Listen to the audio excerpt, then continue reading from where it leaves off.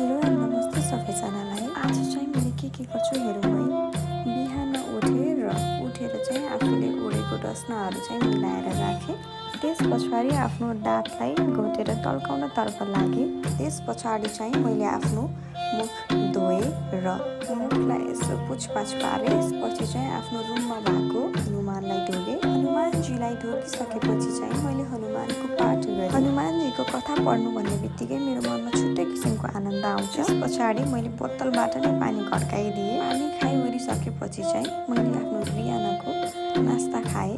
त्यस पछाडि मैले आफ्नो चटक देखाउन सुरु गरेँ। यो चाहिँ मेरो चटक भयो।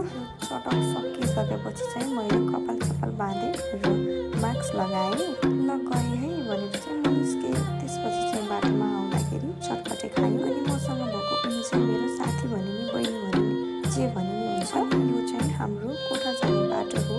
त्यस पछाडि म आफ्नो कोठामा गएर नास्ता खानतर्फ लागेँ। आजको हाम्रो नास्ता चाहिँ के थियो भने पास्ता र चाउचाउ। यति भन्दै आजको लागि बाई बाई।